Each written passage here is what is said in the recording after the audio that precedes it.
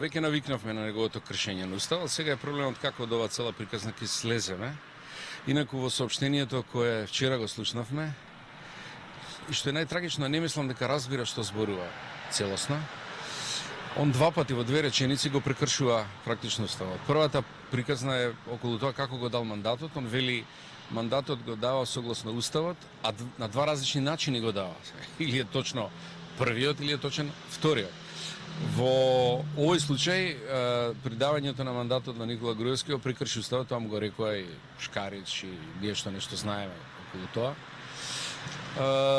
Давајќи го, он се плаши од Никола Груевски, не сме да писне и не сме да го праша воопшто да состави мнозинство, инаку он требал да направи тоа како што се обидува сега да го направи, да ги викне на консултација лидерите на партиите и да побара информација за тоа кој може да состави мнозинство и него да му го даде мандат. Тоа што сега се обидува да направи. Сега тоа изгледа како на утакмица кога ги менувате правилата на средигра. Пенал се шутира од 11 метра до 25 метра. Сега отприлика така. Се она што е второ проблематично, ја не мислам дека е тоа, дека тука ќе застане, мислам дека Зоран Заев има веќе мнозинство формирано и тоа ќе заврши до тука, ќе го стават пресвршен чин председателот.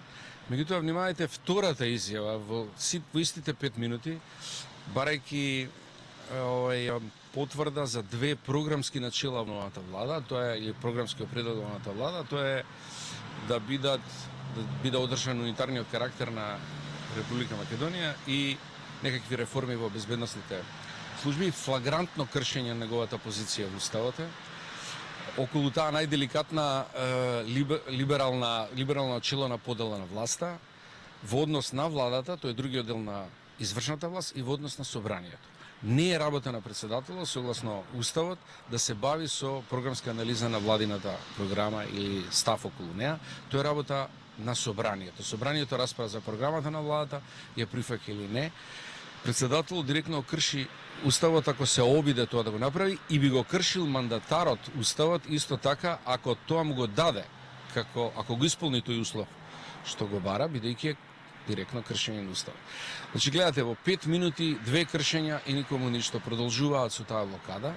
Сега прашањето вистинско е како може да се излезе од тоа ако продолжат и обструкции, бидејќи просто не можете да предвидите како може да го злоупотребуваат положбата, функцијата и општо толкувањата на уставот.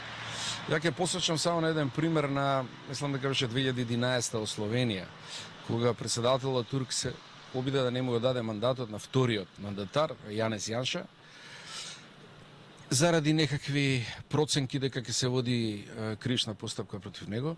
Јанес Јанша собра мнозинството во парламентот, ја прогласи владата, себе за премиер и работата целосно го одмина председателот. Таквиот излез е возможен ако продолжи председателот кој има строго формална улога во давање на мандатот. Тоа нема никаква посебно значајна слобода околу тоа. Единствена слобода која он ја има, тоа е да процени на кој начин ќе се увери во веродостојноста на информацијата дека мандатарот има мнозинство. Дали преку собранието, дали преку потписи, што знам, верифицирани од нотар, не знам тоа како ќе се, тоа е единствена слобода. Други операции околу тоа он нема согласноста. Професоре, доколку тоа се случи, доколку еве некој успее да собере мнозинство во собранието и како што велите да прогласи влада, мислите ли дека подоцна тоа може да се оспори, па таа влада да биде прогласена за незаконска, бидејќи не добила формално мандат од председателот? Не може, како што знаете, тоа е нормална процедура, императив на уставот, интерес на уставот е да се формира влада.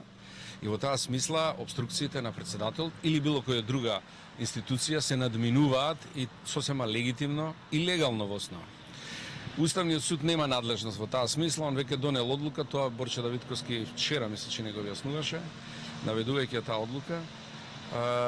92 година околу истото прашање, давањето на мандат на председателот го дефинирал како дејство, а не како општ акт за кој Уставниот суд нема надлежност да се изјасни. Према тоа, ниту Уставниот суд, ниту некој друг орган може тој процес на формирање влада да го блокира ако се формира мнозинство.